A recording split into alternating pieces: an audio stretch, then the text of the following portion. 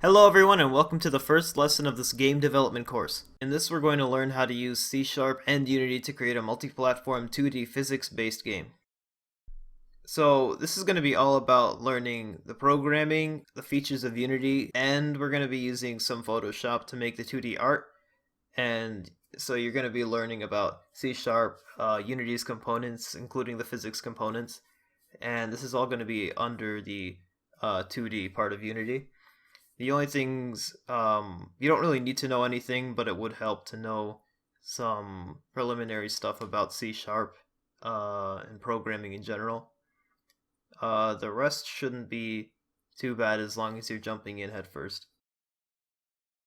So now before we start, and in my opinion before anybody should start making a game, you should have these key features down and in your head about what you want. So there's the gameplay, which is going to be how the player is going to be playing the game and how he's going to interact with features. You need to know what the plot's going to be and if there's going to be a plot at all. You need to know how there's going to be player input. So are you going to be using a mouse, a keyboard, a joystick, a controller, maybe just touch? And you need to know what the player's purpose or objective is in the game. So what he wants, what kind of goal there is. Or in the example of a sandbox game, what things can he do, what objectives can he make. And you want to know the art style so that you're keeping all of your art assets similar to each other. And you want to know what platforms you're going to be releasing on, so Windows, Mac, whatever. Okay, so Rebound is the game that we're going to be making, and right now we're going to apply all the key features in here to the game. So for the gameplay, it's going to be about bouncing a ball away from the obstacles and the boundaries of the screen, and we're going to want to hit power-ups and bonuses with the ball. Now to bounce the ball, what's going to happen is the cursor is, whenever you click, there's going to be a little sort of explosion, but more of an impact force circle that's going to grow a little bit and then disappear. And if the force circle hits the ball, then it will bounce in the correct direction, and it'll add points for hitting the ball. So there's no real plot, and this is just going to be a game about fun, and about getting as many points as you can without losing the ball. And for input, we're just going to be using the mouse and touch from a mobile phone, for example. The art style is going to be 2D, minimalist, and it's mostly going to be gray, black, and white, except for some emphasized features, sort of like the power-ups, so they might be bright red or bright yellow because they sort of emphasize wanting the player to pick them up. And we're only going to be releasing for Windows, Mac, and Android with the possibility of Linux and iOS. So in this first video, what we're going to do right now is the initial project setup for Unity, and we're going to make a game controller script which will handle when the game's ending, when the game's starting, and all the AI features that are going to be either obstacles or power-ups, how they spawn and when they spawn, etc. Well, not necessarily how everything spawns, but maybe the times when they do. And in the input handler script, we're going to be handling input, for example, because we want to centralize both touch and mouse. So whenever you click or touch, we're going to have a function that will return a position of where we did that, so that we can use that to tell it where to form the force explosion to push the ball. So let's just jump into the editor now and get started, guys. Okay, so we're in the editor now, and the first thing that you want to do is, before you even enter the editor, is make sure that you select 2D, so that you created a 2D project, and you can name it whatever you want. I've named it Rebound with all lowercase. And the first thing we want to do now is create a new folder, and we're going to call this the resources folder. And it's important that you spell it this way because you can access it using the resources.load function through script. And so we're going to go into the resources folder now, and we're going to create a new C# script, and we're going to call this game controller.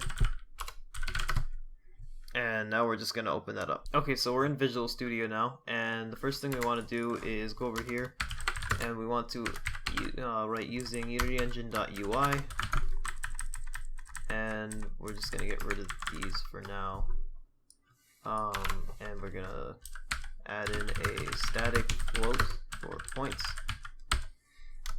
which can actually be an int because we don't need to have any decimal points.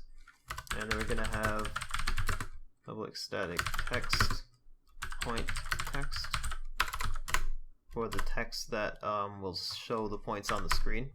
And then we're going to have a couple functions. So we'll have public static void change points, and then we'll have change points, and we'll do game controller dot points equals points, and then do two more function. We're gonna have a function for ending the game. So public static void end game. We'll have the game over code here later, and we're also gonna have one for starting the game, and we'll write the code here later. So that's it for this script. So moving on, we're going to make another script, and we're going to call this one the input manager, or actually we're going to call this the input handler. And we're going to remove the start function, but we need the update one for later. And I'm going to first add a function for returning the mouse position. And all this is going to do right now is get the mouse position. Oops, input.mouse position, there we go. And we're just going to call this an update for now once the mouse is clicked.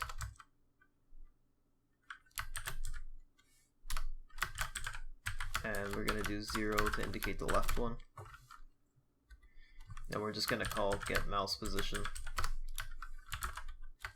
Well, actually, we'll do vector2 position, and that's all this is going to do for now. But we're going to change that up later.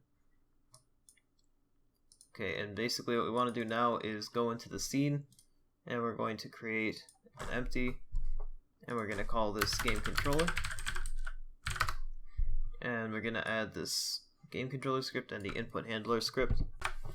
And now the last thing that we want to do is hit Control S, and we're going to save the scene in resources. So we're going to make a new folder, call it resources. Oops, sorry, call it scenes. And we're going to name this main. And the other thing that we forgot to do was create a folder called scripts.